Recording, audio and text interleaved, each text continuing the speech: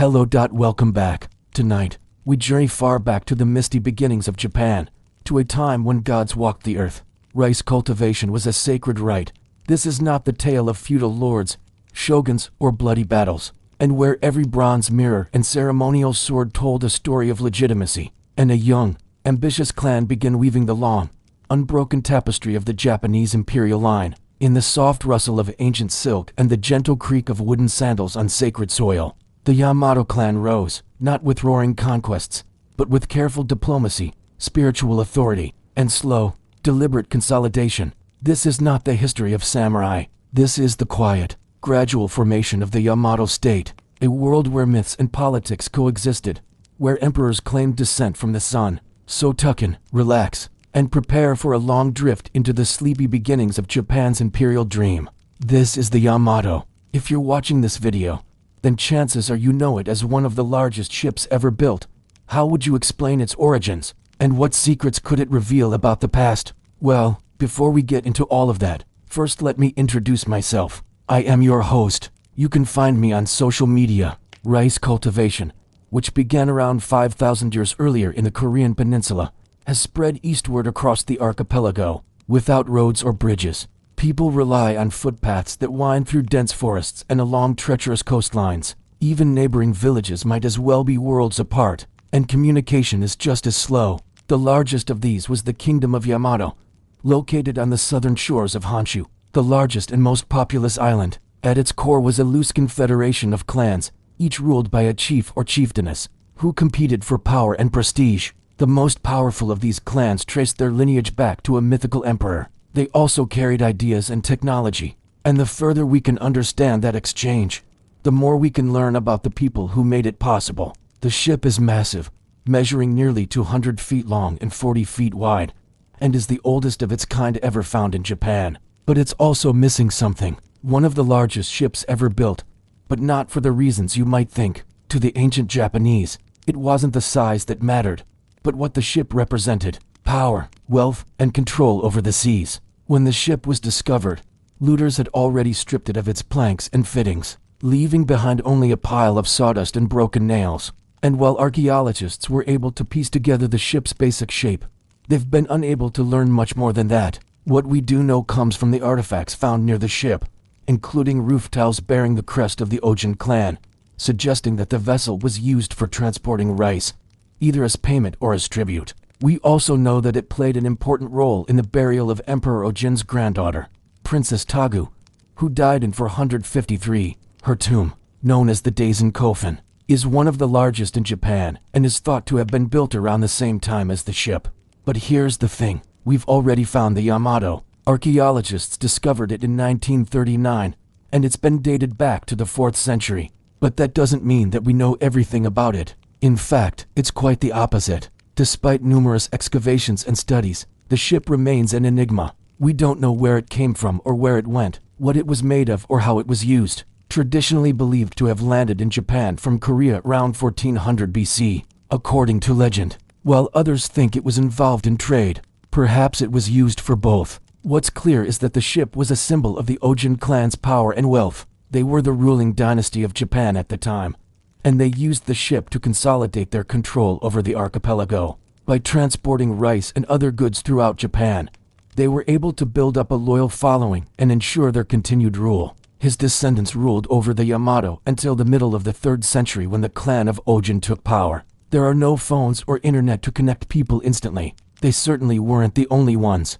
In fact, during this period, 3 separate kingdoms controlled the 3 main islands of Japan, but rather one of hundreds of vessels dotting the coast of Japan. Maybe you'd discover it in a rice paddy, buried under the soil and silt of generations past. Or perhaps it would turn up during a construction project, unearthed by a backhoe and dropped into a pile of rubble and broken pottery. Either way, finding the Yamato would be a big deal, not because of its size or power, but because of what it could tell us about the past. With the kingdom of Shinu controlling Hokkaido and the kingdom of Kibi controlling Shikoku, sure, it would be well made and sturdy, probably with a double hull and reinforced with wooden planks. But it would be just one ship among many. Where it would really earn its keep is in the artifacts found nearby.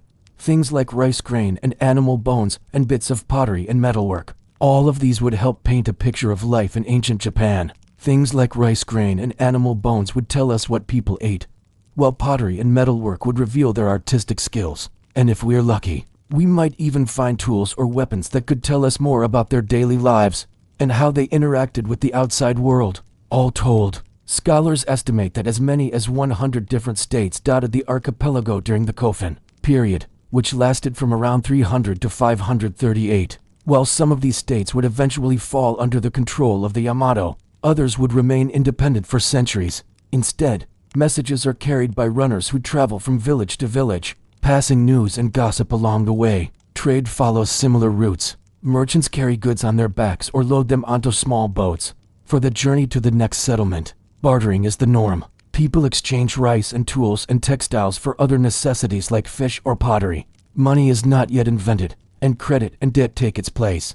People keep track of who owes what to whom, and settle debts with more rice or by performing a favor. The economy is localized, self-sufficient, and largely untouched by the outside world. And with it, a more complex society begins to emerge. As the population grows and villages expand, people must begin working together on a larger scale. Farming communities turn into settlements, and settlements evolve into city-states. Along with these changes come new political structures, religious beliefs, and social hierarchies. The once egalitarian society of the Jomon period gives way to the more stratified social order of the Yayoi period. This is my channel, where history comes to life through storytelling. An over 500-foot-long behemoth that set sail from Japan in the 1960s to help kick off the country's economic miracle. The pace of life is dictated by the seasons, the tides, and the whims of nature.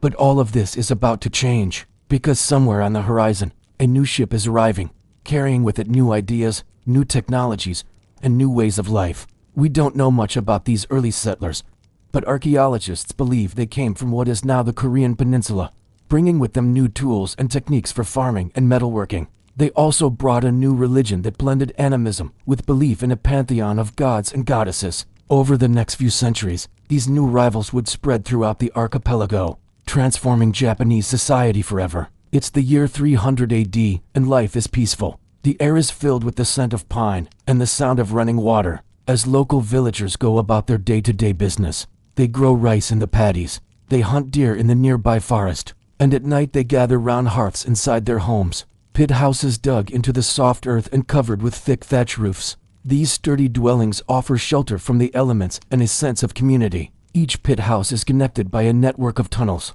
allowing the villagers to move from home to home without ever stepping outside. It's a cozy, intimate way to live, but also an isolating one. The outside world remains a mystery. The villagers know nothing of the vast empire that will eventually rise here. For now, their lives are unchanged and unchanging. But for today, let's imagine it the other way around. Let us pretend that you found the Yamato in an archaeological site, deep in the mountains of ancient Japan, buried under layers of dirt and fallen leaves. What would you make of it? Now let us go back in time to a small village nestled among the foothills of Japan's mountainous interior. They craft tools from stone, sharpen their spears and axes on nearby rocks, and shape clay into simple vessels. Their days follow the rhythm of the rice paddies, the changing of the seasons, and the cycles of planting, weeding, and harvesting. When the rice is in, the villagers celebrate with festivals, music, and dance. The local shaman drums up a frenzy as he chants prayers to the gods of nature, begging for another bountiful harvest and good fortune for the coming year. After the celebrations, it's back to work. The men tend to the fields while the women weave mats and cloth in the shade. Children play near the river, chasing each other through the tall grasses. Dogs bark playfully, while the occasional rooster crows announces another sunrise. It's a tranquil existence, far from the hustle and bustle of the modern world. But beneath this veneer of peace, subtle changes are taking place. The population is growing, the climate is warming, and new technologies are arriving from the distant south. But despite these changes, life still moves at a slow pace. Travel between settlements is difficult. In this world, change is measured in decades or even centuries. By 300 AD, the Yamato culture was well established, and several small kingdoms had sprung up across the islands. But while the Yamato may have been the most powerful kingdom, if you found the Yamato, then you wouldn't be discovering the largest ship ever made, you see. The ship itself wouldn't be all that interesting. After all, these ships didn't just transport people and goods. It's easy to see why. But beyond that, The ship's true purpose remains a mystery. Some scholars believe it was used for fishing, and so it goes. The Yamato, the first ruler of Japan's Yamato Empire, Jimmu, is a legendary figure shrouded in myth and history. According to the Nihon Shoki, one of Japan's oldest chronicles, Jimmu was a direct descendant of the sun goddess Amaterasu Omikami. In the north, the Fujiwara clan dominated the mountainous and forested land. To the south, the Kibi clan prospered along the archipelago's western coast. But it wasn't until the middle of the Kofun period that we see evidence of states emerging. This was around the 3rd century CE. Part of their success can be attributed to where they established their domain. They were the first to do so with a lasting impact. So how exactly did they do it? The Yamato heartland was situated in the middle of the archipelago.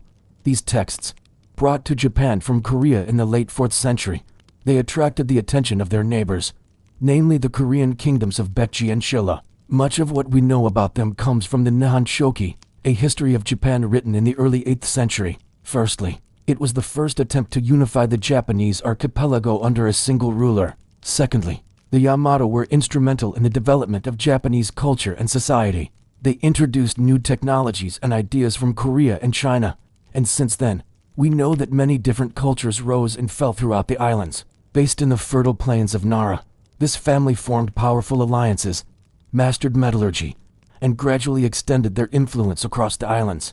The Yamato didn't conquer overnight. Their power came slowly, through diplomacy, intermarriage, and the mystique of ritual. So here's how the Yamato clan rose to rule over Japan. But he's considered to be the first true emperor of Japan. Like many things in early Japanese history, he was the head of the Fujiwara clan, which was connected to the imperial family through his mother. However, their rule wasn't absolute. Their expansion across Japan was gradual, and they faced constant threats from outside powers. In fact, the Yamato wouldn't truly become the empire of Japan until centuries later, when the Fujiwara clan took full control of the government and ushered Japan into its classical period. That's right, we've got more episodes to go, so stay tuned for more updates. Local lords still maintained a significant degree of autonomy, especially in the outer islands.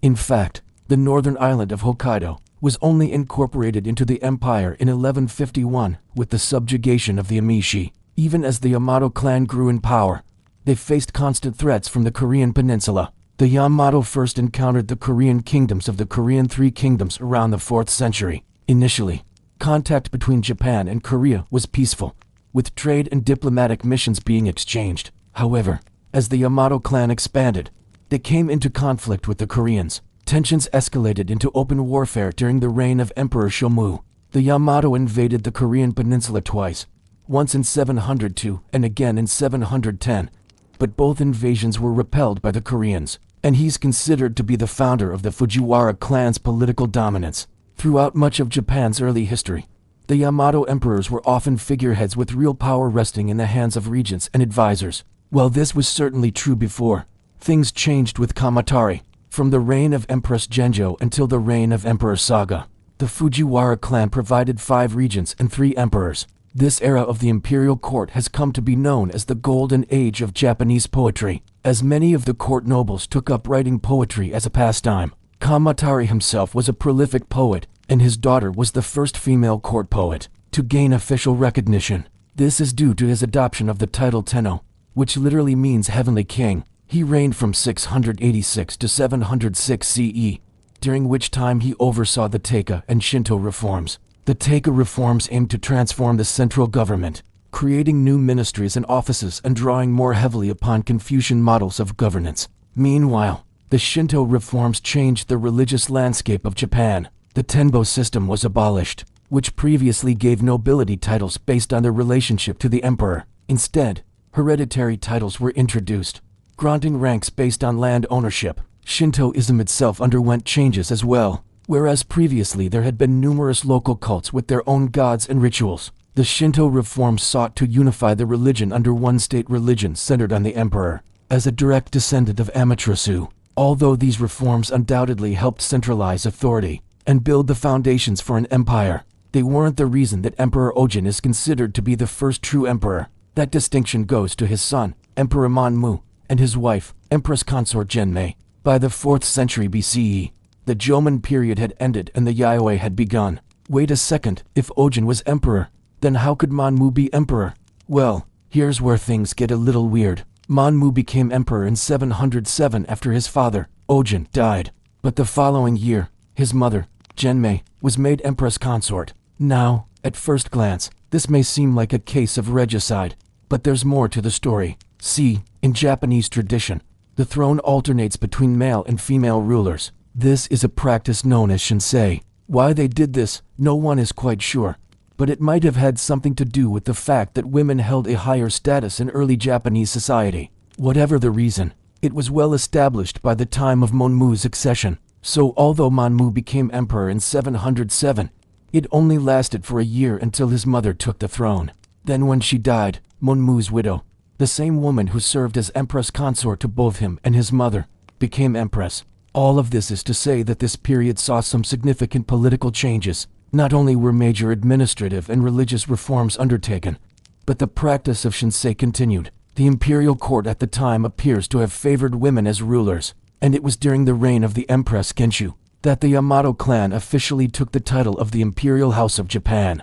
Yamato is actually the name of their clan, sort of like the HRE or the Roman Empire. We can trace back the origins of the Yamato clan to the middle of the first millennium BC, though our knowledge comes from the Nihon Shoki and the Shinsho Shoiki, to histories written in the 8th century AD. These texts aren't unbiased accounts of the past, but rather lists of lineages meant to show how the ruling elites of Japan were related to each other and how they were connected to the divine. This new culture brought with it rice cultivation, the ironworking, burial mounds.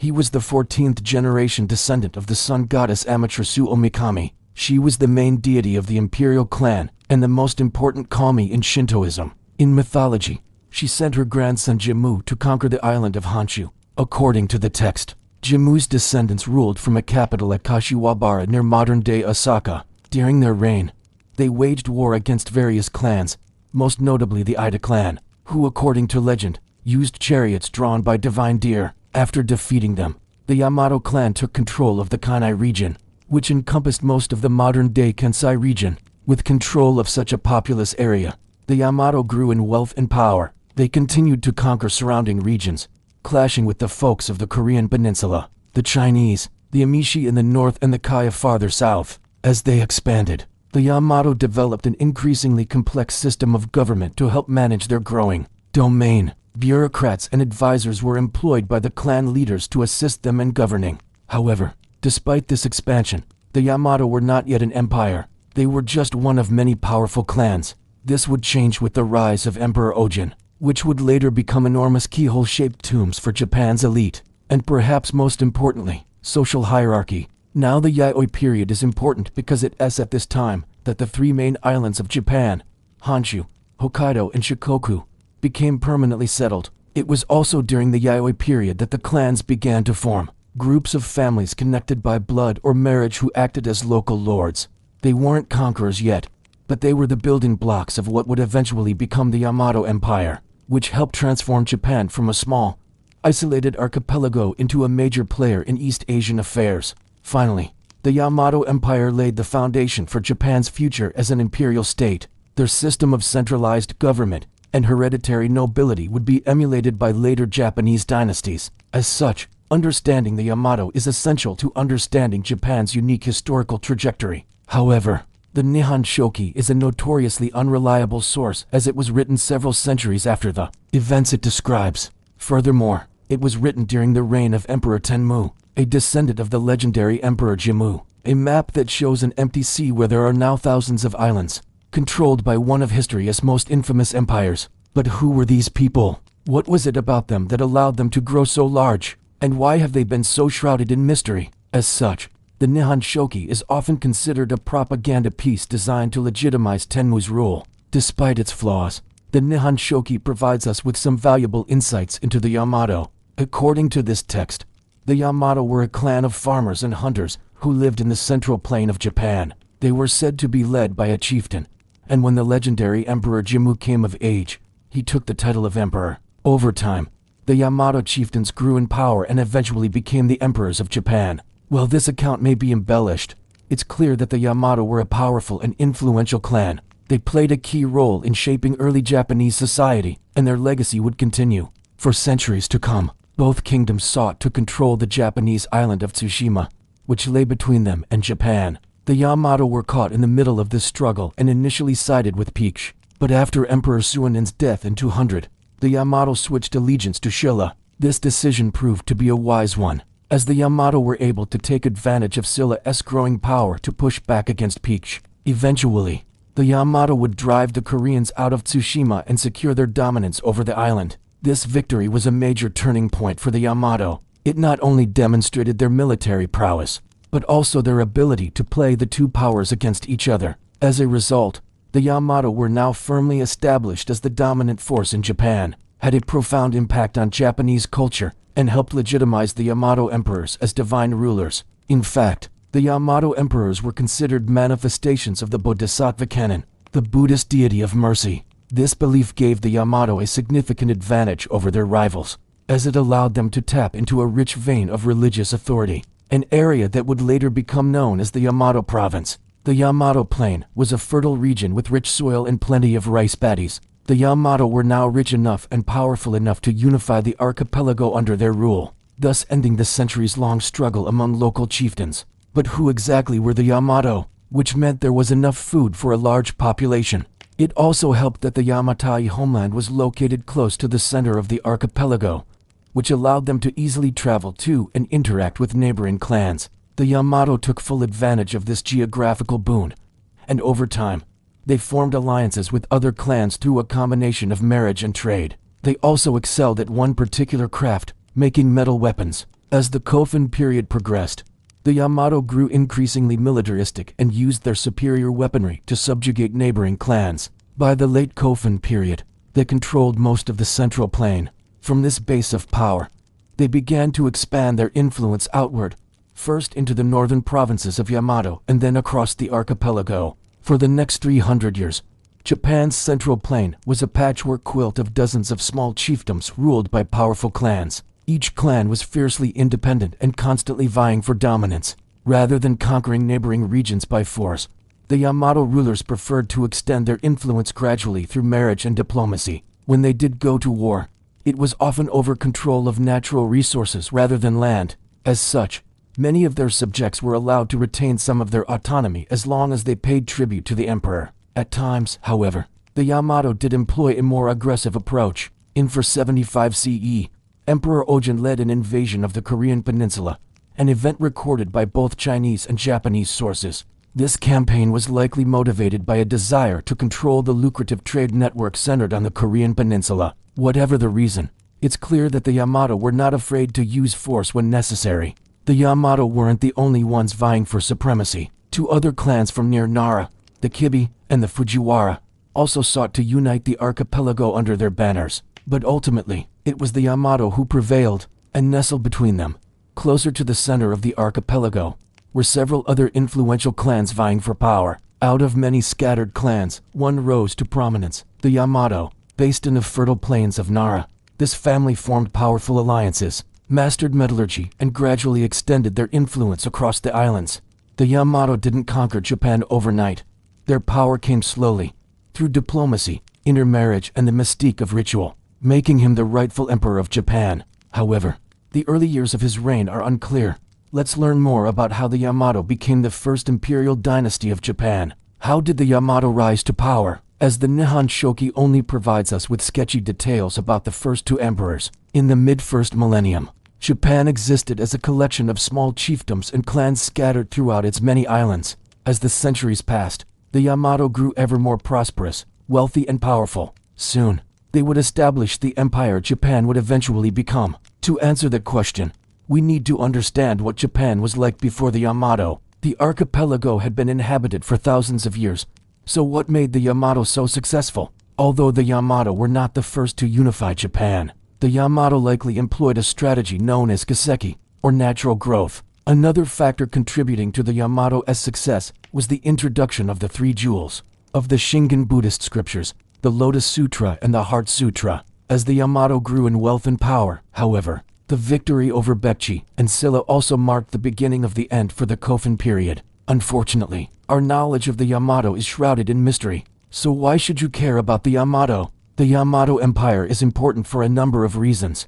Now check out this video over here on the next chapter in Japanese history. In the previous episode, we looked at how the Japanese archipelago went from this to this. What we call Japan today is the product of over 15,000 years of human activity. Humans first arrived on the islands around this time, and out of many scattered clans, one rose to prominence, the Yamato. The Yamato were one of many clans dotted across the islands of Japan. In fact, the word Yamato doesn't even mean empire. According to these texts, the first ancestor of the Yamato clan was a guy called Jimmu. He was the 13th ruler of the Yamato clan.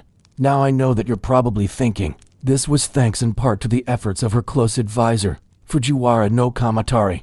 By the end of the 8th century, the Yamato imperial house had grown to encompass most of the islands of Japan. So while the Yamato clan was powerful, they weren't all conquering. In the previous episode, we looked at how the Yamato rulers built their power base in the fertile and resource-rich Kainai region. As we saw, the Yamato grew from an independent chieftaincy into an imperial court presiding over a collection of client states. Yet for all their successes, the Yamato would soon face new challenges. You might be asking yourself, wait a second, didn't Jimmu just show up one day? That doesn't seem very plausible. Let us take a moment to step away from the actual history and dive deep into the myths themselves. She was considered the chief deity of the imperial clan, which traced its bloodline directly back to her and served as the supreme ruler of the cosmos. Amaterasu had several children, but only 3 survived to adulthood. We begin to see why the Yamato emperors emphasized Amaterasu's grandson Jimmu as their ancestor. While Jimmu himself plays no role in most myths, there's another key detail worth noting here. Amaterasu represents the forces of order and civilization. Let us return to the history and see how the Yamato rulers used them to construct their own legitimacy. During the reign of the 29th Emperor Ojin, what we have instead are later compilations based on these texts.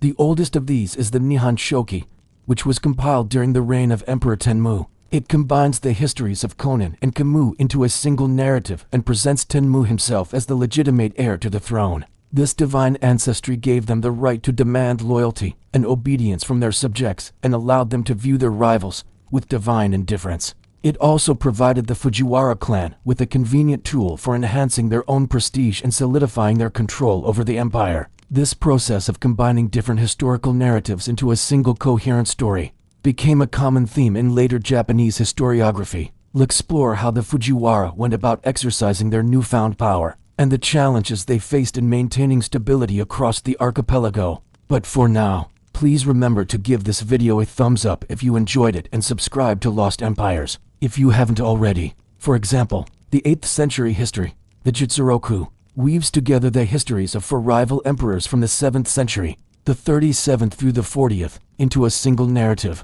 And the 12th century history, the Shoku Nihon Roku, does the same for the next 5 emperors. The court historian Oki no Hai Furutaba compiled the first official history of Japan.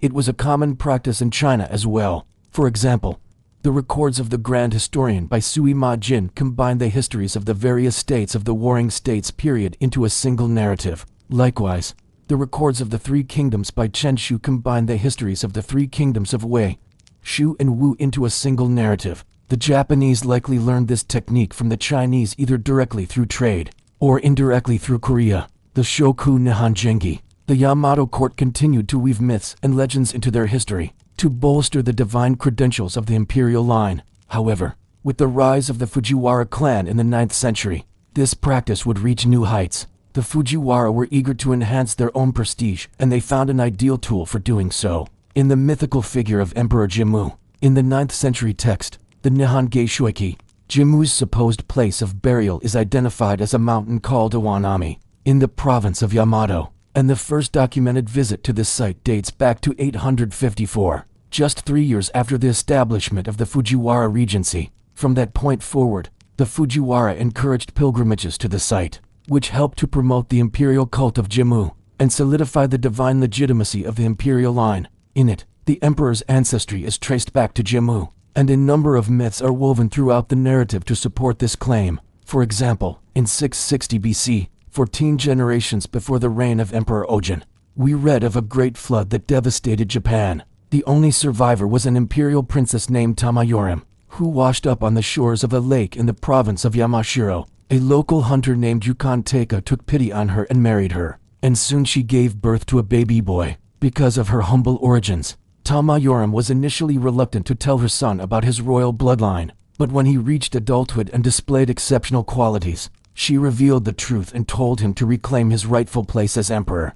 This myth served as a way to legitimize the Ojin's claim to the throne, despite his humble beginnings. By tracing his ancestry back to a divine princess, the author presented him as the rightful heir to the throne, regardless of his commoner father. Whereas Susanoo embodies the untamed forces of nature. In fact, they were a common way to legitimize the claims of rival emperors and bolster their divine credentials. For example, during the 8th century, two rival emperors claimed the throne: the 45th Emperor Conan and the 46th Emperor Kamu. Each ruler had their own court historian who crafted elaborate narratives to support their claim to the throne. In the 720 history, the Katai Shinshoiki, Conan's court historian claimed that the emperor's ancestry could be traced back to the mythical Emperor Jimmu. On the other hand, Kamu's court historian, Ono Yasumaru, wrote the Nihon Shoki, which traced Kamu's ancestry back to a more obscure, but equally divine ancestor, the Emperor Suinin. Through such narratives,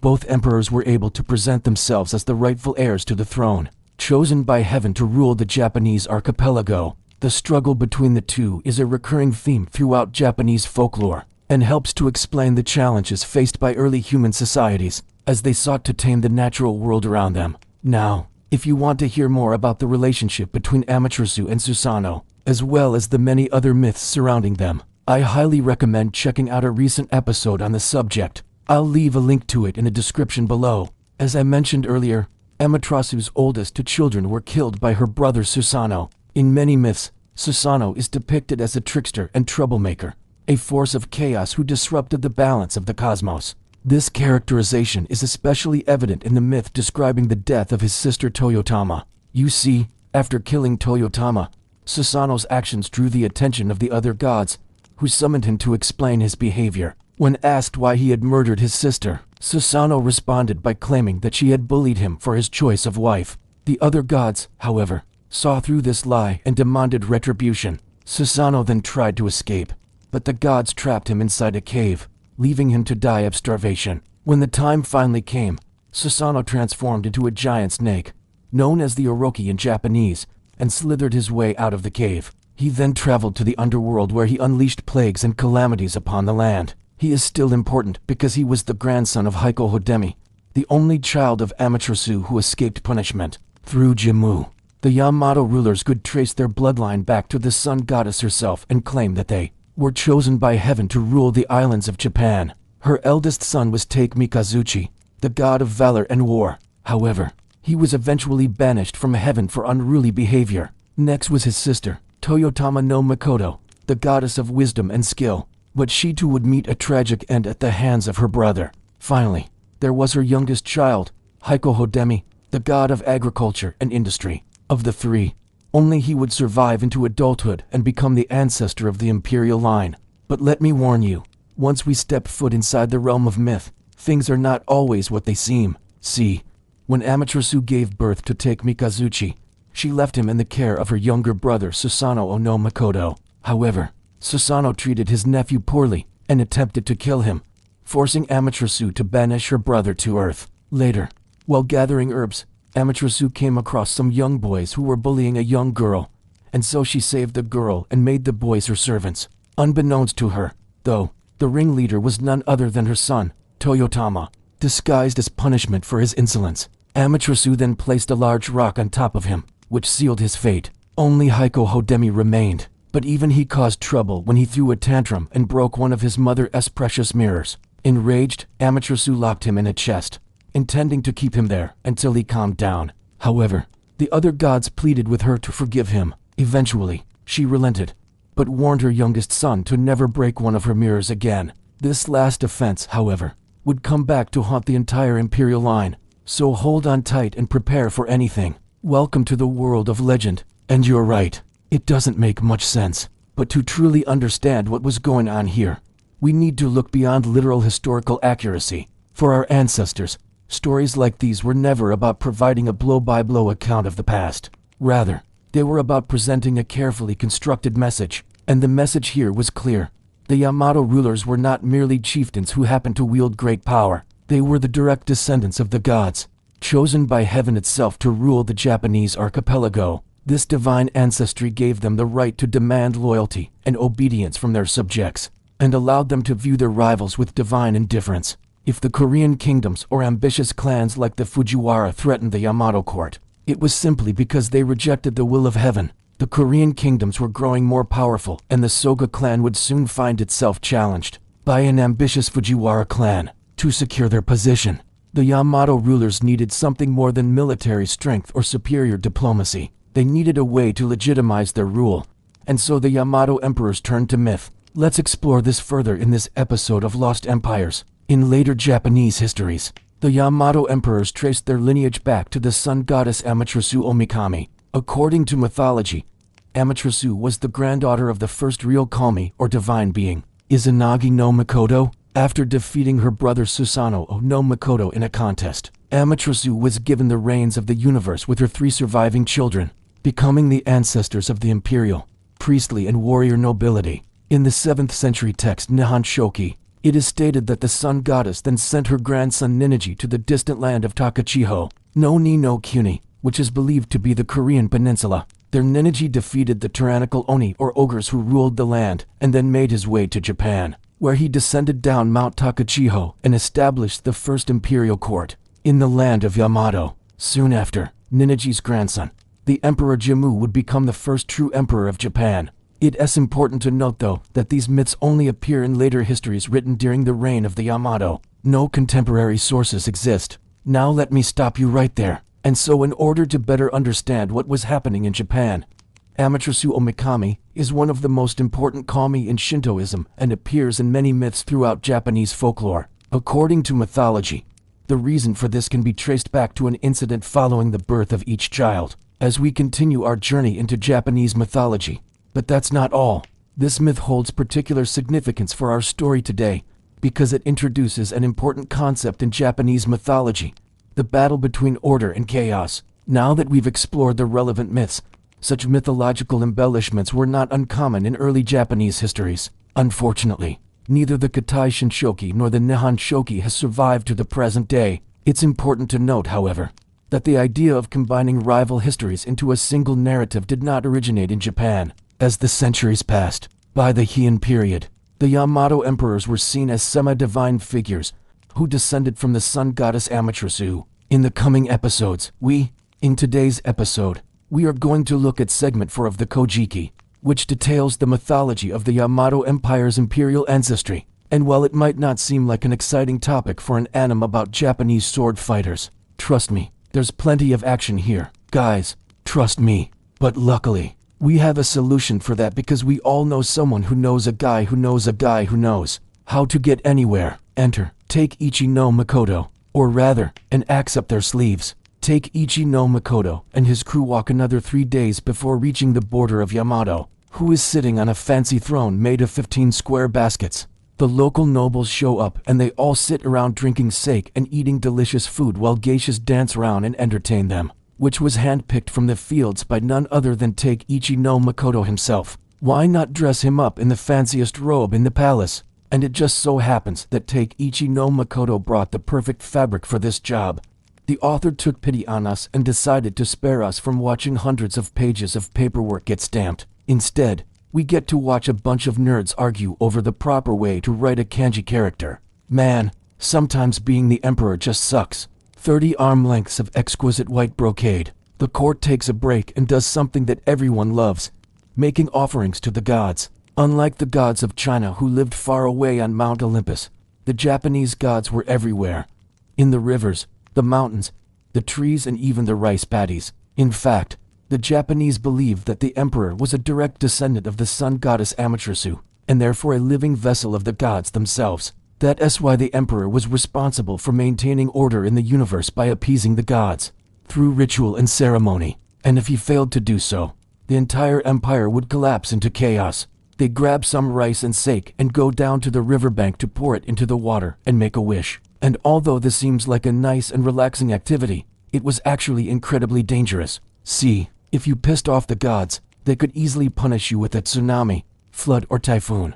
Therefore, it was extremely important to follow the correct procedure and give the gods exactly what they wanted. After putting the emperor in his new duds, the court goes on with its daily activities, which involve a lot of paperwork. Luckily for Emperor Ojin, if you enjoyed this episode, then be sure to like, comment, and subscribe. It really helps us out. Also, let us know in the comments below what you think Takeichi no Makoto's superpower is. He had a whole palace full of people to help him manage the workload. So let's take a moment to appreciate all the hardworking bureaucrats of early Japan. Without them, the empire would have descended into chaos long ago. Although it might not look like it, being an emperor was actually a pretty hard job back in the olden times. Talk about a guy who's willing to do anything for his country. If you wanted to get married, you needed the emperor's permission. If you wanted to get divorced, you definitely needed the emperor's permission. So it was very important that the emperor and his court were well organized and efficient when it came to paperwork. That's why each department of government had a specific color,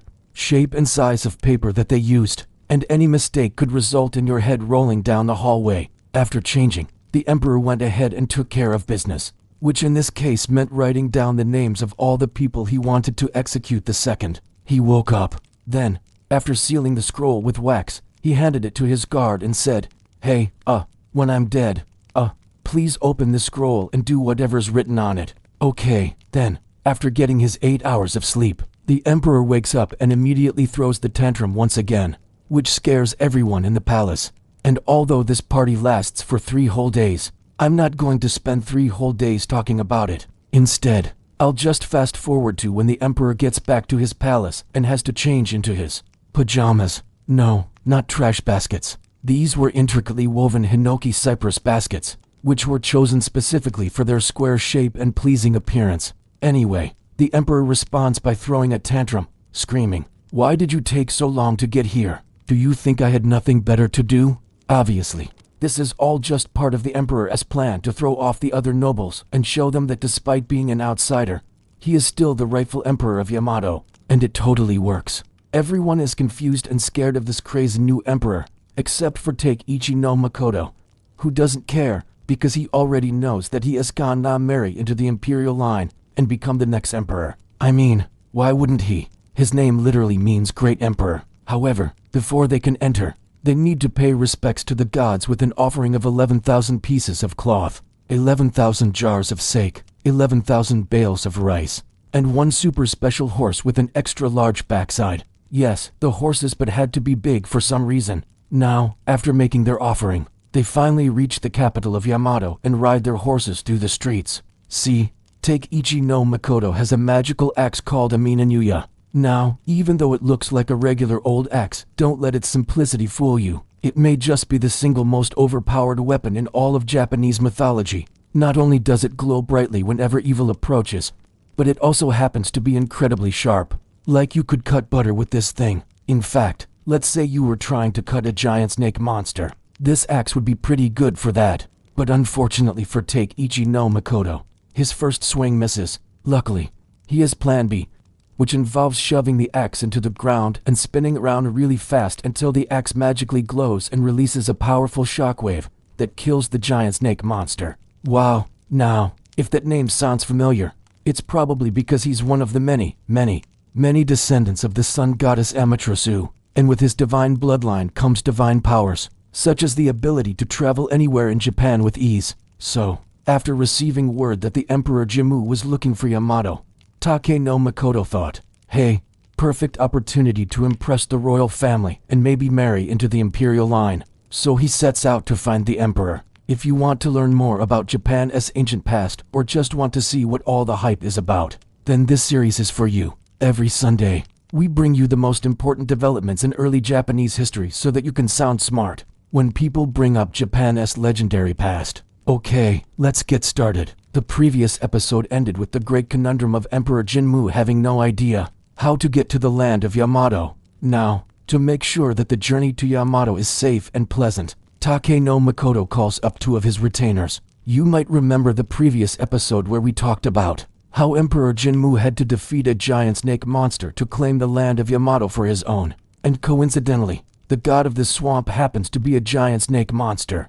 Turns out this guy is a descendant of the very same beast that the emperor defeated, and he's pretty angry about it. Not to mention he's also a shapeshifter who can turn into a massive boar. That's right, a boar monster. What could be more terrifying than a giant snake monster? To answer your question, a giant snake monster riding a giant boar monster, whose names translate roughly to Heaven Piercer and Heaven Striker. These two must be quite the warriors, right? Well, not exactly. You see, their last names are Inari and Tori, and in Japanese, the particle in means inside, while the particle Tori means take. So their names literally mean inside take and takes Tori. Anyway, they set out from home with the emperor and his entourage, and after 3 days of walking, they arrive at a huge swamp that blocks their path to Yamato. Now, for those of you who've been paying attention, but fortunately for our heroes, they have a trick up their sleeves.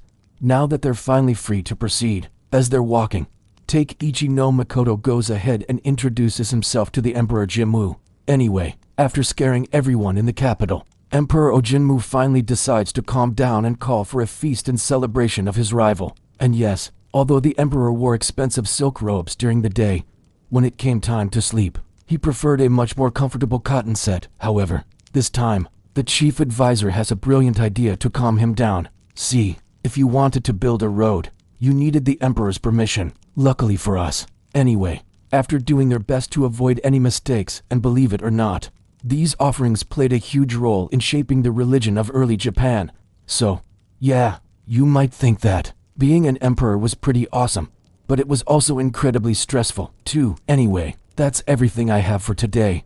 In our last episode, we talked about how the Yamato state was born out of centuries of migration and fusion between different peoples. In the late 4th century, the Korean kingdom of Baekje enjoyed a golden age, an alliance forged out of necessity that laid the foundation for centuries of cultural exchange. While no written records from either country survive from this time, relationship between Baekje and Japan faced a crucial test when the Korean peninsula was engulfed in a power struggle known as the Three Kingdoms War. Cultural exchanges continued to thrive, with Buddhist teachings and art forms playing a significant role. Let's turn our attention to the tangible legacy of the Tang dynasty's influence on Japan. Its magnificent art, landscape painting in particular, achieved new heights during this era. Artists like Fan Quan and Wang Wei captured the grandeur and tranquility of nature in their paintings, creating a sense of harmony between humanity and the environment. This focus on nature as a source of inspiration and aesthetic pleasure had a lasting impact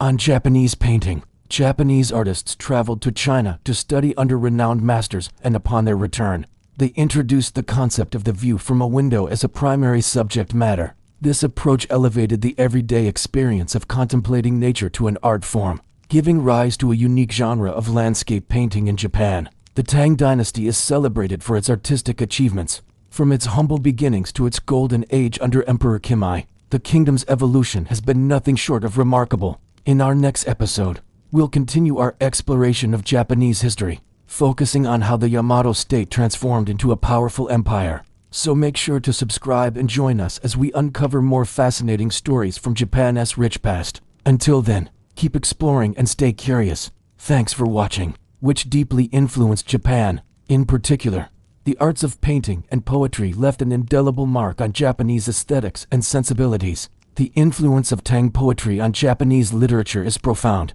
Poets like Li Bai and Du Fu, renowned for their mastery of classical Chinese poetry, became literary heroes in Japan. Their works exploring themes of nature, emotions, and the human condition resonated with Japanese audiences, inspiring generations of poets to follow in their footsteps. Japanese poets studied the stylistic nuances of Tang poetry, incorporating elements such as the use of illusion and the appreciation for subtle beauty into their own compositions. The spirit of this poetic tradition lives on in Japan's rich literary heritage. The introduction of Zen Buddhism from China profoundly impacted Japanese culture, emphasizing meditation and intuition as paths to enlightenment. This distinct branch of Buddhism took root, setting the stage for Japan's unique Buddhist traditions. The influence of Tang art was equally profound. Styles of painting, calligraphy, and poetry resonated with Japanese aesthetics, inspiring countless artists and literati. The concept of wabi-sabi, finding beauty in imperfection, is a testament to the impact of Chinese philosophies on Japanese thought and artistic expression. The flourishing of Buddhism wasn't limited to intellectual and spiritual spheres. It also had a profound impact on the lives of ordinary people. Buddhist temples became centers of community life, offering not only spiritual guidance, but also social services. Monasteries provided food and shelter to the needy and served as educational institutions, preserving ancient texts and teaching subjects like medicine and astronomy. The clergy played an active role in promoting harmony between the ruler and the ruled. Buddhist monks often acted as intermediaries between the imperial court and the populace, helping to mediate disputes and foster social cohesion. This engagement in various aspects of society contributed to the popularity of Buddhism among the masses. Fought between the kingdoms of Goguryeo, Baekje and Silla. The war resulted from the ambitions of the northern kingdom, Goguryeo, to unify the peninsula under its rule. As the war intensified, Japan found itself torn between its alliance with Baekje and its desire to maintain good relations with the other two kingdoms. In 552, Japan sent a mission to Silla in an attempt to mediate a peace agreement, but this diplomatic effort proved unsuccessful. The following year, Japan dispatched another envoy to Goguryeo, seeking a peaceful resolution, yet this mission failed to bring about a lasting truce. Tensions escalated in 567 when Japan sent troops to Korea to aid Baekje, marking its direct involvement in the conflict. Unfortunately, despite Japanese intervention, Baekje ultimately perished, falling to the combined forces of Goguryeo and Silla in 585. This defeat left Japan shaken, prompting a reassessment of its foreign policies and leading to a period of introspection and consolidation. Later chronicles provide glimpses into the nature of their partnership. With the support of the Tang dynasty in China, Silla defeated its rivals and emerged as the sole ruler of the Korean peninsula. Under the leadership of King Mayo, Silla entered into diplomatic relations with Japan. In 668, Mayo sent a special envoy to congratulate Emperor Tenmu on his accession to the throne, signifying the beginning of a new chapter in bilateral relations. Unlike the previous alliance with Baekje, Silla and Japan's relationship was more complex, characterized by competition rather than cooperation. The reason for this shift can be traced back to the changing political dynamics in East Asia. Silla, backed by the Tang dynasty, found itself in a dominant position, no longer needing Japan's military support as before with Baekje. Furthermore, both Japan and Silla shared a common enemy, the Korean kingdom of Goguryeo. As the Three Kingdoms War raged, Silla had turned to the Tang for assistance, leveraging their alliance to weaken their common foe. When Goguryeo finally fell, Silla's dependence on the Tang diminished. This changing power dynamic is reflected in the official records of the two nations. The Samguk Sagi, a comprehensive history of the three Korean kingdoms, provides insights into the evolving relationship between Silla and Japan. Written in the 9th century, it mentions the Japanese mission to Silla in 668, acknowledging the formal establishment of diplomatic relations. However, the annals of Japan's relationship with China during the Tang dynasty paint a different picture. In the 7th century, Japanese emperors actively courted good relations with the Chinese imperial court, sending numerous embassies to the Tang capital of Chang'an. The purpose of these missions was twofold: to establish diplomatic ties and to learn from the advanced culture of the Tang dynasty. These exchanges weren't just diplomatic formalities, they were avenues for acquiring knowledge and technology. Japanese envoys brought back to Japan various Chinese inventions and ideas, including the use of paper, printing, and Buddhist scriptures. By the late 7th century, the mutual respect between Japan and Tang China was evident.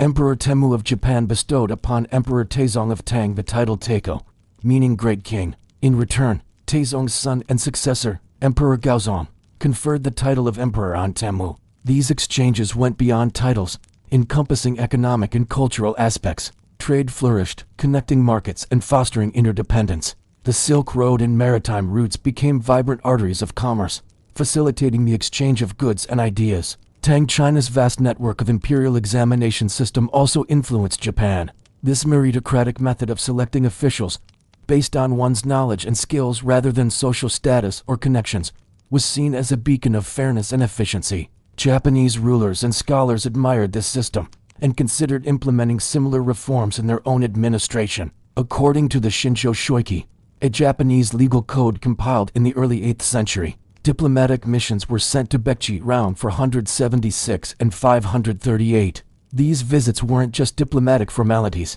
they were cultural treasure troves. The Japanese viewed these missions as opportunities to learn from their Baekje counterparts, especially in areas like ironworking and agriculture. The Shinsho Shoiki highlights that the Japanese studied Beck's advanced farming methods and adopted them back home. The introduction of new crops such as garlic and medicinal herbs further enriched Japan's agricultural landscape. But the most significant takeaway from these early interactions was the adoption of the Chinese writing system. By the mid-5th century, Baekje scribes proficient in Chinese characters were brought to Japan to teach the locals. Prominent among them was Wani, who is credited with educating Prince Shotoku, one of Japan's most influential figures. This marked a turning point in Japan's history and set the stage for the country to absorb Confucian teachings and eventually formulate its own system of government. Based on the Chinese model, it controlled the Korean peninsula's southern half and thrived due to its favorable geography. The Han River provided ample water resources while its warm climate allowed for rice cultivation, which led to population growth and urbanization. This prosperity enabled the Baekje royal court to become patrons of the arts and learning, attracting scholars and artisans from all over East Asia. Trade flourished, bringing in goods from as far away as India and Persia. Despite its success, Baekje found itself caught in a web of conflict as it navigated the complex politics of the region. Its northern neighbor, Goguryeo, coveted Baekje's fertile lands, launching repeated attacks that forced Baekje to form strategic alliances. One such ally was Japan. The new Japanese kingdom grew steadily in power and prestige, but not in isolation. To the east across the sea, there were the Korean kingdoms of Baekje and Silla, and to the west, the great empire of Tang China. Both of these powers had been watching the Yamato court closely. They sent emissaries to evaluate the newcomer and decided that it was worthy of their attention. What would this budding relationship look like? What did Japan gain from these connections? Let's find out. This is our channel. By the mid-5th century, both kingdoms recognized the threat posed by Goguryeo and felt isolated. Baekje and Japan established diplomatic relations, however. While Baekje's fall marked the end of an era, another kingdom rose to prominence, Silla. As the 7th century progressed, the relationship between Japan and Tang China deepened. As we step into the final moments of this episode, in the realm of painting, the Tang dynasty's influence is equally evident. And that concludes our journey through the formative years of the Yamato Empire. Our story so far, after centuries of migration, the Yamato clan had united most of Japan's main island. Now based in the capital of Haiju, which would later become known as Nara, they faced new challenges. How could they rule over a population of different people who followed different customs? And how did religion fit into all of this? Welcome to the series. And now let's go back to ancient Japan. Along the southern coast, people practiced a form of Buddhism that had arrived from Korea. In fact, Buddhism had been around for almost 2 centuries, but it didn't catch on right away.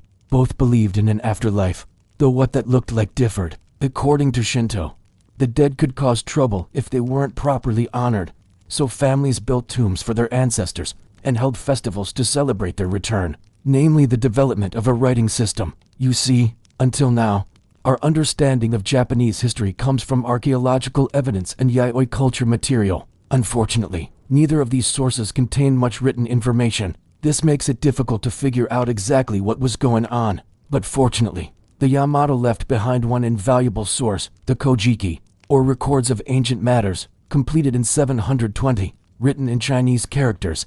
It contains myths, historical accounts, and genealogical records.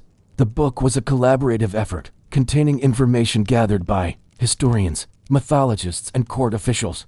While it may not be entirely accurate, it remains an invaluable resource for understanding early Japan. In fact, along with another text completed a few years later called the Nihon Shoki, or Chronicles of Japan, it forms the basis of traditional Japanese historiography. Unfortunately, both books are difficult to date, making it hard to know if they describe events from the very beginning of the Yamato period, or only the last few decades of it. That's why scholars sometimes refer to the period following their completion as the late Yamato period, roughly between 710 and 800 CE. This was a time of significant growth and change, laying the foundation for Japan's classical period. Buddhism, meanwhile, taught that death was only temporary and that one could escape the cycle of birth, death, and rebirth through enlightenment. With this belief in mind, the dead could be sent off with funeral rites that involved chanting scriptures and building elaborate tombs. So even though their beliefs differed, Shinto priests and Buddhist monks worked together to serve the needs of the growing population.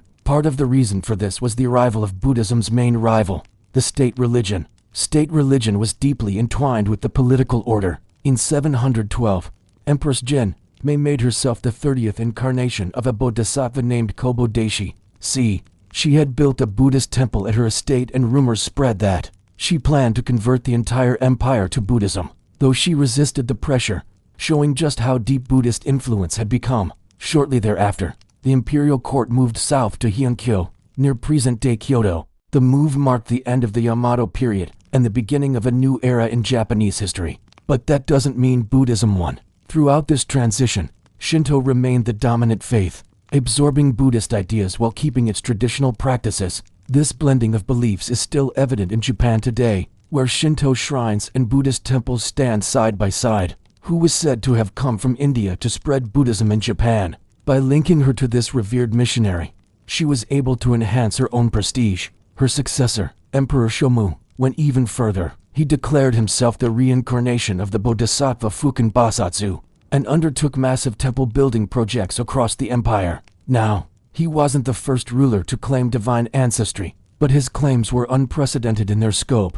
Previously, emperors had claimed to be descendants of the mythical gods and thus tied their authority to the indigenous Shinto beliefs. Shomu not only claimed divine ancestry, but also embodied divine beings on earth, becoming the living embodiment of Buddhism. His successors continued this trend, further blurring the lines between Buddhism and Shintoism. Many of its rituals reinforced the authority of the clan heads and the emperor. For example, the emperor was considered a descendant of the gods, and the clan heads were often given land grants and tasked with maintaining shrines. All of this made it hard for Buddhism to get a foothold in the region. However, when the capital moved north to Nagaoka in 710, things began to change. The new location was further from the heartland of the Yamato clan and closer to areas where Buddhism had already taken root. This made it easier for Buddhist missionaries to spread their message to the imperial court. Before long, the empress and many of her attendants had converted, and soon the capital was dotted with Buddhist temples. We've seen that the Yamato people created political alliances by marrying into other clans, but when they encountered new lands and people, likely carried across the sea by Korean monks, it started to gain followers among the elites, but it was slow to catch on with the general population. One reason for this was that the religious conversion of the masses required massive public works projects like building temples and funding rituals. The royal family saw Buddhism as a potential threat to their power because it didn't seem to need a clan head to organize rituals. However, after the capital moved north, the Yamato clan's grip on religion began to loosen. This gave Buddhism a chance to grow. The new capital was also much larger than Heiyo, and with more people came more problems. Cities were messy, and there were lots of opportunities for things to become ritually impure. This made the services of Buddhist monks and Shinto priests increasingly valuable. Their first step was usually to placate the local spirits with ritual offerings. To the Yamato, the natural world teemed with kami or spirits, and each place had its own. For example, the wind was a spirit, as were rivers and mountains. When humans died, their souls also became spirits and could influence the world of the living. So before settling an area, or starting a major project like a farm or a house, the Yamato performed purification rituals to drive out any malevolent spirits and make sure the land was ready for human activity. They then appeased the good spirits through offerings of food, drink, and prayers. This kept the spirits happy and ensured the safety and fertility of the land.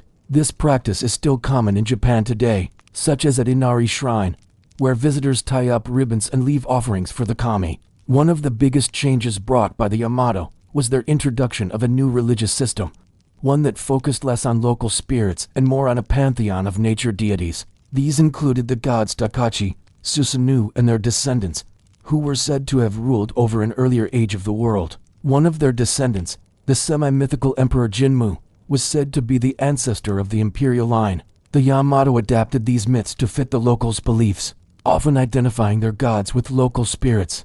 For example, the goddess Amaterasu Omikami was linked with the sun, and just as she provided light and warmth to the earth, so too did the sun god Takachi give life to the land. Such syncretism didn't end there. The Yamato also incorporated local religious specialists, like women who shamed malevolent spirits, into the religious system. Over time, these specialists became the backbone of a new state religion called Shinto, whose priests performed rituals to purify people and places. And purification was vital to the Yamato. Not only did it drive out evil spirits, but it also made it possible for people to approach the divine. At the sacred Azumotesha shrine, for instance, a priestess washes her hands and mouth before putting on her ceremonial robes, thereby purifying herself so she can perform the rituals. Now, Shinto wasn't the only religion in town. Now, this might sound like a sudden shift, but Buddhism actually arrived in Japan around the middle of the 6th century. Although the two religions were rivals, they shared some common ground.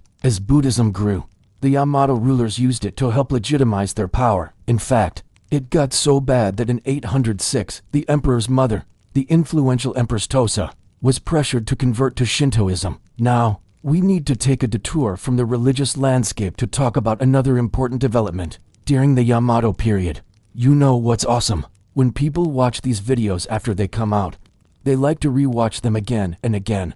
We talked about how the Yamato imperial line claimed to descend from gods and used this supposed connection to the divine to justify their rule. But how did they demonstrate this otherworldly authority once they had it? How did they use religion to influence politics? Which translates literally to mirror jewel sword. But each of these three objects has a much deeper meaning behind them, and together they symbolize the totality of the emperor's power and authority. The only description we have of it comes from the Nihon Shoki, which says that it was 3 feet, 6 inches across, made of bronze, and had a design of 15 wavy lines running vertically down it, as a peace offering after he stole his sister's mirror. It doesn't appear in the Nihon Shoki, so we don't know exactly when it appeared. Like I said earlier, what did you think of the 3 treasures? Which one was your favorite? And do you think the emperors really had these relics? You can leave a comment below, or you can join the discussion over on my server. You can also get updates on future videos or ask questions. Either way, I'll put the link down below. Just look for the little Discord icon. We don't have much information on them, and most of the stuff we do know comes from medieval texts written hundreds of years after they supposedly existed. So it's hard to say exactly what they were like. All we have to go on are vague descriptions or artistic interpretations. So basically anything you've seen on this video of them is speculative or based on art from medieval Japan. In later texts, it was later said to have been enshrined alongside the mirror in the Kashihara shrine. However, it too disappeared sometime in the Middle Ages. While there was a legend that it was stolen by thieves, this was almost certainly a cover story. Like the mirror, no trace of it has ever been found. When Susanoo returned the mirror to Amaterasu, she was so pleased that he had brought it back that she gave him a jewel in return. Swords are common symbols of authority throughout history, so it's not surprising that the Yamato rulers would have one of their own. Unlike the mirror and the jewel, there's not much written about the sword, only that it was a gift from the sword god Amino Munakata to Emperor Ojin. The sword was said to be able to cut through rocks and trees with ease, and was named after the mythical hero Quintana, who was said to have used a similar sword. Like the other 2 treasures, the sword was enshrined alongside the others and later moved to the Kashihara shrine. That jewel would eventually make its way down the imperial line to Emperor Jimmu. The Kojiki describes the jewel as being shaped like a comma and being incredibly beautiful. It could be used to pacify any evil spirit, calm storms, and heal the sick. The shape of this jewel is particularly important. In Japanese, the comma shape is called yada, and it's used to describe the shape of a number of other important religious objects. For example, the standard shape of the mirror held by Amaterasu was also described as yada, and later Japanese mirrors would often feature a comma design in their frames. The same shape would be used for the swords. The standard shape of the sword carried by the storm god Susanoo was also yada, so both of the 3 treasures had this same comma shape, which emphasizes their connection to each other. These lines represented the 15 generations between the mirror and the sun goddess Amaterasu. However, because mirrors were often decorated with religious motifs, it is possible that the mirror had some sort of engraved design on it depicting deities or scenes from myths. However, if it did, we don't know what they were. Later records do state that when the mirror was unveiled before the emperor, it glowed brilliantly and reflected the image of Amaterasu herself. But whether that was just a reflection or an actual physical manifestation of the goddess is hard to tell. We do know though that the mirror remained in the imperial family until the 12th century, when it disappeared. The circumstances surrounding its disappearance are unclear, but it is possible that it was lost during a war, or destroyed at some point in the intervening centuries. There was a legend that it was stolen by thieves, but this was likely a cover-up to hide the fact that it was actually lost. No trace of it has ever been found. Well, through symbols, lots and lots of symbols. Jewels were pretty popular in many ancient cultures and were often associated with gods and used in religious rituals. In Shintoism, jewels were believed to embody the spirits of the gods. Different gems had different powers. For example, jade was associated with purity and healing and was often used in purification rituals. Agates were used to purify water and were given to newly married couples to ensure their children would be born healthy, and pearls were associated with the moon goddess Tsukiyomi. But of course, the most powerful jewel was the curved jewel, Yata no Kagami. Mirrors in Japanese mythology hold a lot of religious significance. They were used for purification rituals and banishing evil spirits, and were often hung in Shinto shrines to reflect and capture the spirits of gods who might pass by. And importantly, mirrors were associated with the moon. This is both because they would often be hung outside facing the moon, and because mirrors were believed to reflect the light of the moon itself. Because of this association with the moon, mirrors were also thought to reflect one's true appearance, like how the moon showed its true form and didn't need adornment. In fact, there's a famous poem in the Menyoshu, an early Japanese poetry collection, which reads, "What need has the moon of borrowed ornaments when all her beauty shines of herself? That's like moon o manzo ku wa chikarazu kanakai rai ni moga shiroi." So mirrors were associated with the moon, but the moon was also associated with the goddess Amaterasu Omikami, the sun goddess and ancestor of the imperial line. Amaterasu's brother, the storm god Susanoo, once stole her mirror and hid it away, which threw the cosmos into darkness. And then later on, it was recovered and passed down to the first emperor of Japan, Emperor Jimmu. This is where the mirror gets interesting. Maybe for the sake of their own amusement, or maybe because they want to share with their friends. But either way, it makes me really happy. It says that Susanoo hid the mirror inside a cave guarded by 8 demons, and when Emperor Jimmu went to retrieve it, his minister, the Countess Tamayori, volunteered to go instead. She entered the cave, confronted the demons, defeated them, stole the mirror, and returned to Jimmu. Later, he would enshrine it in a temple. Now, while this is the story of how the mirror got to the first emperor, the Kojiki also says that Jimmu already possessed a mirror that was passed down to him by his father, the previous emperor. In fact, when Jimmu became emperor, his sister, Princess Yamato, refused to accept him unless he brought this mirror to show her. It was only after seeing it that she accepted him as emperor. So we can infer that this mirror was not only a religious symbol, but a political one as well. To be recognized as the emperor, you had to present yourself with a mirror, probably in a ritualistic way, like an inauguration. So thank you all so much. It really helps a lot. And if you're still watching, that means even more to me. So thank you. Okay, let's get back into the video. If you've been here before, welcome back. If not, welcome to my channel where I bring you new lore videos every week about ancient civilizations. And today we're talking about the Yamato Empire. In our last video, today we are going to be looking at 3 such symbols of power, the 3 treasures of the Yamato Empire. I'm just gonna say this, we don't have much information on the 3 treasures. Like we don't really know what they looked like, only vague descriptions or interpretations of them. All we have is a few written accounts from medieval times, which describe them cryptically, and no archaeological evidence, because they were supposedly kept secret for most of Japanese history. So everything you're gonna see in this video is either artistic interpretation or speculation based on the information we do have. These 3 artifacts were said to be the physical manifestation of the god's power in the mortal world and the emperor's connection to them. They were said to be passed down directly from the gods to the first emperor, and were to be handed down from ruler to ruler as a symbol of the transfer of divine authority. So let's talk about what they are, where they came from, and what they actually represent.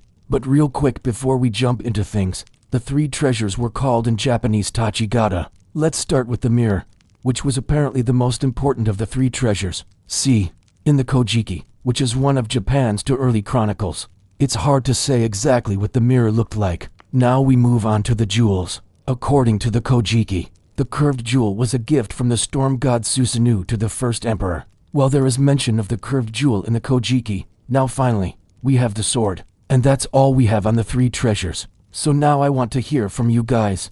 Though the Yamato gained dominance, it was not always peaceful. This segment covers tribal uprisings, regional resistance, and the quiet wars of succession among powerful families. The emergence of the Yamato regime in southern and central Japan during the Kofun period saw the subjugation of many smaller tribes and chieftains. But naturally, this did not go down without a hitch. And in this period between roughly the 3rd and 7th century CE, we see numerous revolts and rebellions by those who were conquered. This rebellion was notable because it was led by a member of the ruling imperial clan. Have discovered a large number of tombs in the Kainai region that contain grave goods typical of the Yamato elite. A few of these tombs even contain the type of coffin used specifically for members of the imperial clan, as well as the smaller islands of Shikoku and Kyushu. By the end of the 7th century, however, the regime's influence extended all the way to the Korean peninsula and parts of northern China. In addition to this territorial expansion, the introduction of continental writing to Japan led to major changes in the culture and administration of the country. One of the biggest impacts of this was the adoption of Chinese styles of government. Instead of having a hereditary nobility, the Yamato rulers now appointed officials to influential positions based on merit. This practice became known as Kanazawa, and it would remain a cornerstone of Japanese politics for the next millennium. Another impact of Chinese cultural influence was seen in literature and art. Many classic Chinese poems and essays were translated into Japanese, and the new writing system allowed for the flourishing of native Japanese literature. Likewise, painting and calligraphy also borrowed heavily from Chinese styles. All told, the late Kofun period was a time of tremendous change for the Yamato state. They went from being a small tribe in the south to being a hegemonic power over much of Eastern Asia. They also absorbed many aspects of Chinese civilization, which allowed them to grow in sophistication and complexity. Scholars believe that these tombs represent the graves of many of the warlords who fought for the Yamato regime during the 5th century. Given this evidence, it appears that the early Yamato rulers spent a lot of energy conquering and then killing each other's relatives. His name was Otarashi Haim, and he was the great-grandson of Emperor Ojin. The contenders in this struggle were the Mononobe clan and the Nakatomi clan, and both of them had extensive influence throughout the Yamato state. At the center of the conflict was the introduction of the Chinese continental system of writing to Japan. The Mononobe backed a prince named Shotoku, who was the head of the imperial clan and therefore technically the rightful heir to the throne. On the other side, the Nakatomi supported another prince named Toneri, who was a member of their clan. Now, as with every good story, there are two sides. According to the Mononobe side of the story, the Nakatomi wanted to usurp the throne for themselves by placing Toneri on it. To accomplish this, they tried to get rid of Prince Shotoku. They enticed him into a hunting trip deep in the mountains, and while he was gone, they forged a document that proclaimed him unfit to rule. Then they took this document to the Empress, Suiko, and convinced her to abdicate in favor of Toneri. Obviously, the Mononobe were not pleased by this turn of events, so they raised an army and marched on the capital city of Koshi. They were victorious and forced Toneri to commit suicide. Then they placed Shotoku on the throne, where he reigned as the emperor, Kotoku. In hindsight, I think it is safe to say that things didn't really work out the way that the Mononobe wanted them to. Though Shotoku was ostensibly the winner of the civil war, he died only 3 years into his reign. In any case, the Ishibutai War is a pivotal moment in Japanese history because it marked the definitive collapse of the Kofun period and the beginning of the subsequent Asuka period. According to the Nihon Shoki, Otarashi Haim tried to take the throne from his uncle, Emperor Yoryaku, but failed and was driven out of the empire. As a result, he raised a rebellion of disaffected nobles and commoners in the western province of Banshu. Naturally, Emperor Yoryaku dispatched his own army to put the rebellion down, but they were defeated. After suffering defeat in battle, Otarashi Haim was finally able to seize the throne. However, upon assuming power, he found himself immediately embroiled in another war with the Korean kingdoms. According to the Nihon Shoki, Otarashi Haim sent an army to the Korean peninsula to punish the kingdom of Shilla for rebelling against Japanese rule. The campaign was partially successful, but it seems that the Japanese quickly lost interest in trying to conquer Korea again, and instead focused on domestic affairs. In fact, Emperor Otarashi Haim would become the first monarch of the Yamato regime to take the title of shogun, or in a literal translation, general who conquers. This suggests a shift in focus from external expansion to internal consolidation, as well as power struggles within the Yamato regime itself. And to be honest, some of these conflicts were way more interesting than others, so let's get into them. These weren't large-scale battles. They were long tensions, simmering disputes, and slow consolidations of control over generations. This is a history show. We're going to start with an event from 290 CE, which is one of the earliest recorded rebellions of the period. It's known as the Wakanakazuchi Rebellion. We don't have much information about this, but what we do know comes from the Nihon Shoki and the Shinsho Shoiki, two historical texts of the Yamato state compiled in the 700s. According to them, there was a chieftain named Wakanakazuchi who lived in the eastern provinces of the Yamato state. He led a coalition of local lords in open rebellion against Yamato authority. We don't know why he did this, though. Some scholars theorize that Wakanakazuchi opposed the forced assimilation policies of the Yamato, while others argue that this was a localized response to oppressive rule by the local Yamato administrators. In any case, Wakanakachi's rebellion ended with him and his confederates decisively defeated by the Yamato forces. Following his defeat, Wakanakazuchi fled to the Korean peninsula and eventually made his way to the kingdom of Goguryeo, where he was granted land for him and his people as a reward for submission. The next conflict we're going to look at is the Imjin War, which happened in 313 CE. This was a full-scale invasion of the Korean peninsula by the Yamato state. As with the Wakanakakai rebellion, our information about this war comes from the Nihon Shoki, and as such, the account should be taken with a grain of salt.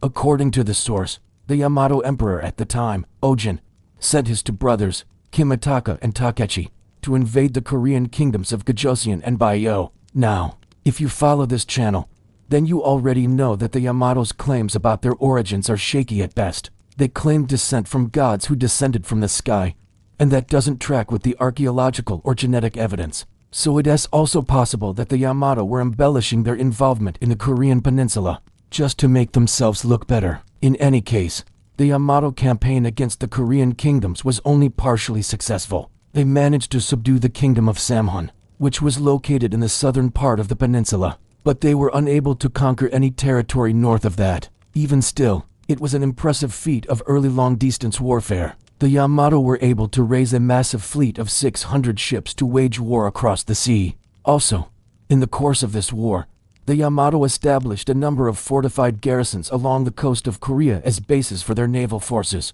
One of these garrisons was located at the former site of Gojoseon, and it would become the nucleus of a new statelet known as Shilla. Eventually, after a few generations, the Yamato would abandon most of their overseas possessions in Korea, but the kingdom of Shilla would endure for another 1,000 years. Moving on, we have the Banshu Rebellion, which occurred around 475 CE in the last few decades. Archaeologists finally, we come to the Ishibutai War, which was a conflict between two powerful clans. During the mid-7th century, during the Kofun period, the Yamato regime consolidated its control over most of the main island of Honshu. The Yamato Empire, a civilization that predates Japan by over 1,000 years. They dominated much of modern-day Japan, and they rate one of history as best examples of a tribal confederation.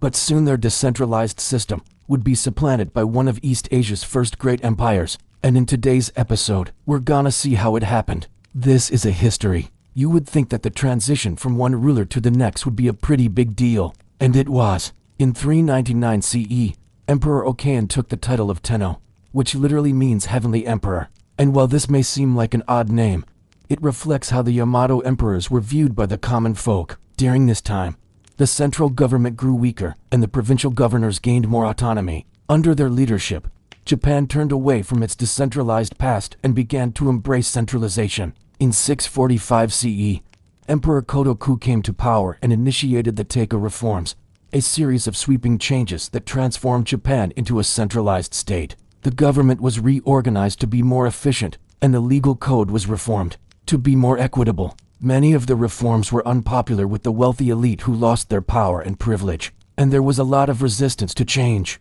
Despite the opposition, however, the reforms were carried out, and they ultimately proved to be successful. These reforms were a major success, and they set the stage for Japan's future greatness. They were simply the beginning of a long process of centralization that would continue for centuries. We've seen how the Yamato people migrated to the Japanese islands, how they interacted with the indigenous tribes, how they formed alliances with other groups, and how they eventually became the dominant power in the region. We've also seen how the Yamato court developed over time from a small group of clans to a centralized state. Nevertheless, they were an important first step, and they set the stage for Japan to become one of the most powerful states in East Asia. The first and most important aspect of the Taika reforms was the redistribution of land. Before the reforms, land was owned by a small number of powerful families, but under the new system, it was redistributed to the peasants who farmed it. This not only made the peasants more productive, but it also made them less dependent on the wealthy families.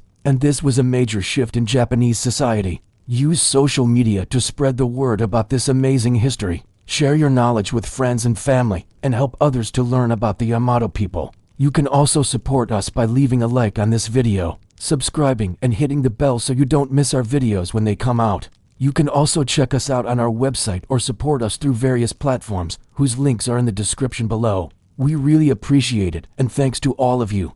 We've been able to bring these videos to everyone for free. Of course, this didn't happen overnight, and the process of transforming a tribal society into a centralized state would take several more decades. Local governors were appointed to oversee the administration of justice and the collection of taxes, and a national census was taken to better understand the size and composition of the population. This created a professional class of bureaucrats who were responsible for carrying out the policies of the central government. And finally, the legal code was reformed to make it more equitable. Under the old system, the rich could easily buy their way out of trouble, but under the new system, everyone was equal before the law. But the groundwork was laid during the reigns of Emperor Kimai and Empress Suiko. What was once a tightly knit confederation was slowly turning into a loose collection of semi-independent states. But in 538 CE, a woman named Suiko Taishi came to power. She was the de facto ruler of Japan, and her reign ushered in a golden age that lasted for over 2 centuries. Her son, Emperor Kimai, was officially recognized as the emperor, but the real power was held by her and then later her daughter, Empress Suiko. Together, they implemented sweeping reforms that modernized Japan and laid the foundation for its future greatness. They were literally seen as the gods who ruled over the cosmos.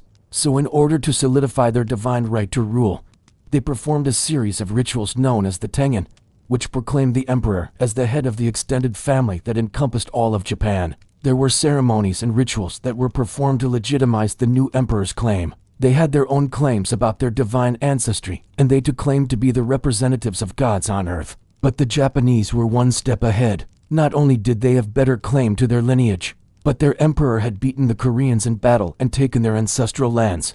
That's a real flex. These rituals would have a profound impact on the role of the emperor in Japanese society. First, the emperor was no longer just a figurehead. The rituals that transferred power made him the head of a political machine. Secondly, the emperor became a symbol of the state. Once the transfer of power was complete, the former emperor would be considered a god, and the new emperor was seen as the earthly representative of that god. Finally, the rituals ensured continuity between the old regime and the new one. By affirming the legitimacy of the new emperor, the rituals affirmed the legitimacy of the entire political order. Basically, if the rituals weren't performed correctly, the whole thing would collapse into chaos. And that was not something the early Japanese wanted to risk. Last time we talked about the Yamato Confederation, we saw how it wrested control of the Korean peninsula away from the Mongols. Now, it wasn't easy, and the following decades were marked by constant warfare. I mean, remember the whole claim that they were descended from gods? Yeah, that made ruling pretty complicated. For example, the first ruler who actually attempted to unify the various tribes of the Yamato Confederation was Emperor Ojin. He came to power in 270 BCE, and while he was considered divine, his rule was more like that of a religious leader than a political one. His authority was limited to the central plains, and even there he shared power with a number of rival clans. It wouldn't be until his grandson, Emperor Suinin, came to power that the various states would actually be subdued and brought under the rule of the Yamato court, with the Yamato eventually losing the northern half of the peninsula to the Koreans. But southern Korea was theirs. There they developed an advanced culture that rivaled China, and would eventually become the launching point for the Japanese invasion of the Korean peninsula. We even got to see what life was like for a commoner living under the Yamato court. But now it's time to look at the leaders, because despite the seeming weakness of the Yamato Confederation, they had some pretty strong rulers. But before we get into it, a quick reminder to drop a like on this video, subscribe and hit the bell if you haven't already so you don't miss our videos when they come out. You can also check us out on our website or support us through various platforms, whose links are in the description below. We really appreciate it, and thanks to all of you, we've been able to bring these videos to everyone for free. Okay, so the Yamato court was a bit of a weird place. Now, normally in a society that venerated its rulers as gods, Emperor Suinin died in 131 BCE, and over the next few centuries, the Yamato court would grow ever more powerful. In the meantime, the rulers of Korea were doing their own ritualistic mumbo-jumbo. But around this time, the Yamato court entered a period of decline, one that would last for several centuries. For example, they established an imperial bureaucracy based on the Chinese model and reformed the tax system to increase agricultural production, and it would be during the next century that this transformation would be completed. Next, the government was reorganized to be more efficient. So in a nutshell, the Taika reforms were a series of sweeping changes that transformed Japan into a centralized state. Land was redistributed to the peasants, but we are not done yet because it is important to note that while the Taika reforms were successful, they were also controversial. Now it's important to note that the Taika reforms were not the end of the story. And that brings us to the end of our journey through the Yamato Confederation. Now it's time for you to take what you've learned and share it with the world. Thank you for watching, and I'll see you in the next one. Yamato, the origin of Japan. The ancestral empire that laid the foundation for one of the oldest continuous civilizations in the world. Now if that got your attention, well then prepare to be transported back some 1500 years to an era when Japan was just getting its start. We're about to take you on a journey into the realm of emperors, mythical beasts, and the dawn of an extraordinary nation. And soon enough, Emperor Ojin found himself at the helm of a unified Japan, or at least the start of it. He took the title of Emperor Ojin, and with it, he became the first ruler of the Yamato Empire, which lasted from 300 to 710 CE. And just like that, the game changed. Japan had a new sheriff in town, and he was here to make some major moves. These merchants were responsible for buying and selling goods, both within Japan and with neighboring regions. They helped establish trade routes and facilitated the exchange of valuable items such as silk, metalwork, and fine textiles. This economic activity not only boosted the wealth of the empire, but also helped spread cultural influences from other regions. By the end of the 8th century, the Yamato court was grappling with issues such as land distribution, power struggles, and the influence of Buddhism. Well, because the legacy of the Yamato didn't fade away, it evolved, adapted, and ultimately became Japan. The institutions, rituals, and even myths of the Yamato period had a profound impact on Japanese culture and identity. The Shinto religion, which emphasizes the worship of nature and ancestors, found its roots in Yamato beliefs, and the concept of the emperor as a divine descendant continued to shape Japan's political landscape for centuries. These problems led to instability and eventually the decline of the Nara court. The capital was moved to Nagaoka in 784. You're walking on paths established during the Yamato era. It's not just in the ancient ruins or faded scrolls that you'll find it, but in the everyday aspects of Japanese life that continue to echo with the traditions of this remarkable era. The meticulous attention to detail, the reverence for nature, and the deep sense of community. All these elements can be traced back to the foundation laid by the Yamato emperors and their successors. The thousands of red torii gates that adorn the mountain may seem like a modern marvel, but they are a continuation of a tradition that began over 1,000 years ago. Each step you take echoes with the footsteps of emperors, nobles, and commoners who gathered here to pay their respects to the gods. And when you look up at the majestic bronze Buddha at Tadaiji Temple, remember that it was cast during the very same era, a tangible link to the past that stands as a testament to the artistic brilliance of the Yamato artisans. And just 3 years later, it was moved again to Heian-kyo, which is present-day Kyoto. And make sure to stick around because this story has a twist that you won't want to miss. Casting long shadows on the moss-covered temples, remember that you are part of a rich tapestry of history that stretches back over 1,500 years. The legacy of the Yamato lives on in the hearts and minds of the Japanese people, shaping their culture, their values, and their connection to their past. So go forth and explore the wonders of Japan, knowing that every step you take is a journey through time. As the Yamato Empire grew in power and influence, it attracted the attention of its neighbors, particularly the Korean kingdom of Shilla. During the reign of Emperor Ojin, the empire reached its golden age, known as the Nara period. This era, which lasted from around 710 to 794 CE, was a time of great cultural, economic, and political achievements. The capital was moved to Nara in 710, and this new location symbolized the empire's growing sophistication and urban development. Nara became a center of art, literature, and scholarship, attracting talented individuals from across the land. Buddhist monasteries flourished, and the construction of grand temples like Tadaiji home to a giant bronze Buddha statue, showcased the empire's wealth and cultural achievements. Trade flourished during this period, bringing in precious items from China and other regions. The economy boomed, and the arts and culture reached new heights.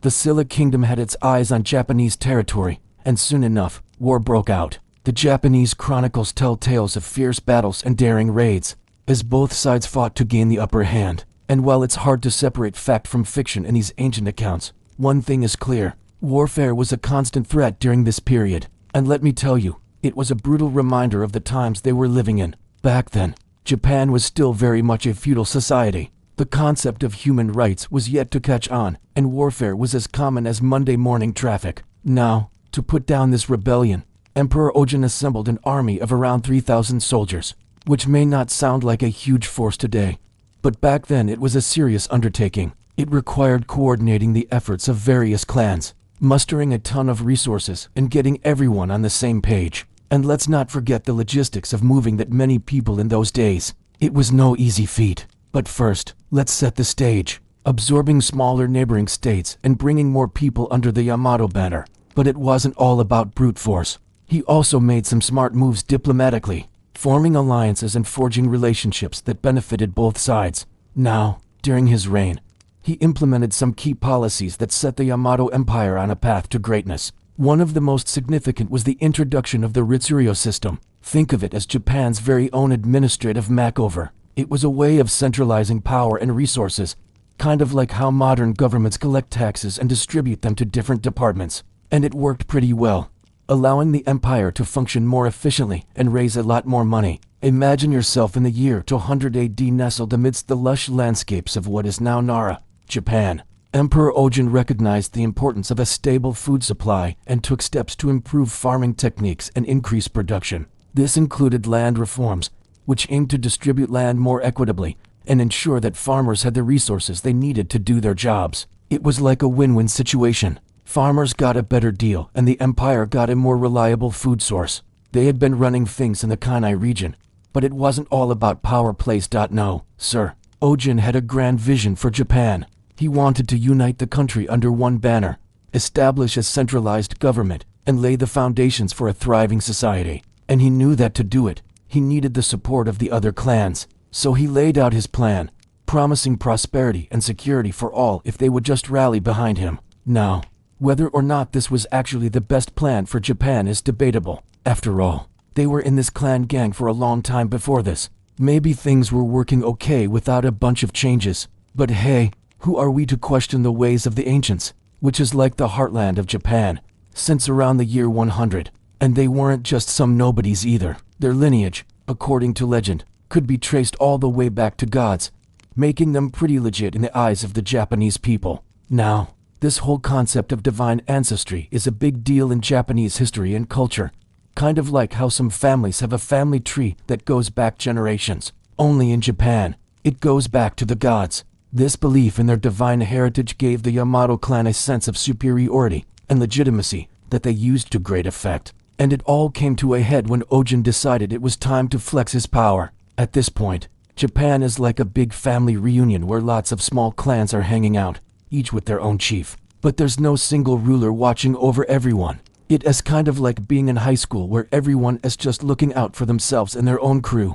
Then comes along one particular clan, the Yamato clan, led by an ambitious young man named Ojin. He's got his eyes set on uniting all these feuding clans under one roof, laying the groundwork for a powerful new kingdom. And let me tell you, he has got a plan, and he is not afraid to use every trick in the book to get what he wants. Now, the Yamato clan wasn't some small fry operation. He called a massive clan conference, kind of like a gang summit, inviting everyone who's anyone in those days. What's important is that the other clans bought into it, at least most of them. One of his first orders of business was to put down a rebellion by a clan that didn't agree with his leadership. Emperor Ojin also expanded his territory. Another big focus was on agriculture. In terms of economy, the Yamato Empire saw the rise of a merchant class, which played a vital role in trade and commerce.